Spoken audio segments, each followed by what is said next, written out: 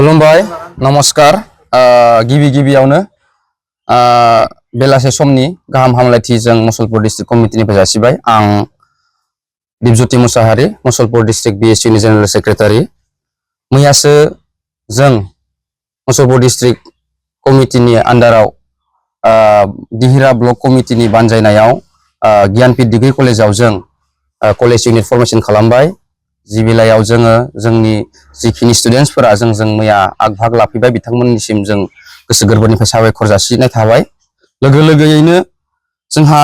बुंनो गोनां बाथ्राया बेयावसो थाहैबाय जेब्ला जोङो कलेज इउनिटखौ फर्मेशन खालामो बिनि एगेन्स्टआव सासे सुबुं बनमालि बसुमतारी होननाय निकासि आनसलिक आबसुनि जेनेरेल सेक्रेटारिया मोननैसो बाथ्रा बुंनाय जादों जेराव बिथाङा विभाजननि बाथ्रा बुंदों बा माने मिसलिडनि बाथ्रा बुंदों आं बेखौसो क्लेरिफाइ खालामनो नागिरदों जे बीएसए बुङोब्ला बर' स्टुडेन्ट एसोसिएशन आरो बीएसयू बुङोब्ला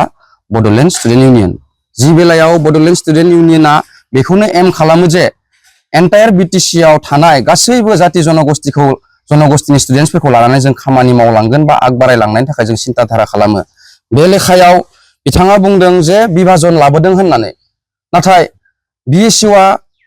मा एक्चुअली बीएसयूआ मा खालामनो थांगासिनो दं बा बीएसयूनि मावनो गोनां बा एम अबजेक्टिव्सआ मा जों बेखौनो बारंबार बुंबाय थागोन जे जोङो गासैबो जाति जनगोष्ठीनि स्टुडेन्टखौ लानानै जों खामानि मावो नाथाय बीएसएआबो गावनि खामानिखौ गावनि जायगायाव मावगासिनो दं नाथाय बेयाव आबसुनि सासे जेनेरेल सेक्रेटारिया बेबायदि फैनानै बाथ्रा बुंनायखौ जोङो मोजां मोनाखैबा जों दुखु फोरमायो आरो बेखौनो बुंदों बिथाङा जे स्टुडेन्टसफोरनि गेजेराव डिभाइडिं माने डिभिजन लाबोदों होननानै बुंदों जों बे बाथ्रायाव एकदमबारे सहमत नङा मानो नङा होनब्ला जों गासैखौबो लानानैसो खामानि मावनायनि थाखाय सानदों जों सोरबा बर' सोरबा हारसा सोरबा नेपालि सोरबा आदिबासि सोरबा बेंगलि बेखौ लानानै जों मालाबाबो सानाखै जों गासैखौबो कम्बाइनलि लानानै जों खामानि मावनायनि थाखायसो जों आग बारायलांनो नागिरदों आरो बेयाव मोनसे खोथा बुंदों जे बिथांमोननि आबसुनि खायसे नेतृत्व होनाय वर्कार्सफोरखौ बीएसयूआ हाइजेक खालामदों होनना न बे एकदमबारे फल्स मानो होनोब्ला जों रावखौबो जबरदस्ति खालामनानै बीएसयूआव फै होननानै बुङाखै जाय बिथांमोना जों खामानि मावनो ओंखारबोदों बिथांमोना गावबा गावनो उइलिंलि फैदों मानो होनोब्ला बिथांमोना जोंनि खायसे खामानि मावनाय दांनायखौ मोजां नुहुरदों जानो हागौ आरो बेजों लोगोसे मोनसे खोथा बुंबावदों बिथाङा जे बीएसयूआ दसे समनि थाखायल' खामानिखौ मावो बेनिफ्राय बिनि उनाव इनएक्टिभ आरो डरमेन्ट जानानै थायो होनना बुंदों आं बे बेलायाव बे बाथ्राखौसो बुंनो नागिरदों जेब्लायबो जुदि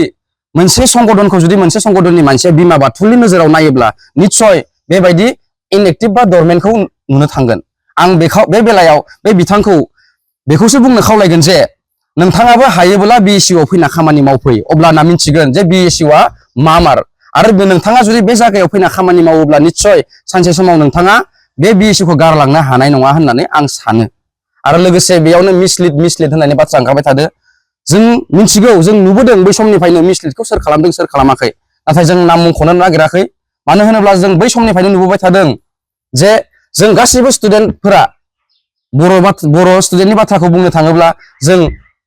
जेब्लायबो नेबोबाय थादोंमोन बा नायबोबाय थादोंमोन सासे मानसिनि नेतृत्वखौनो जोङो बिराद सिन्था खालामबोबाय थादोंमोन नाथाय फैयै फैयै जों नुबाय बै बिथाङासो सिस्टेमखौ मिसलिड खालामबोदों होननानै आरो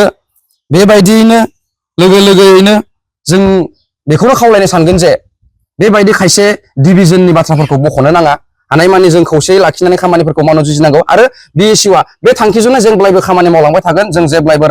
रावनिबो गेजेराव जोङो डिभिजनखौ नाया जों गासैखौबो लानानै जों जेब्लायबो आग बारायलांनायनि सिन्थाखौ जों खालामगोन गोजोन्थों।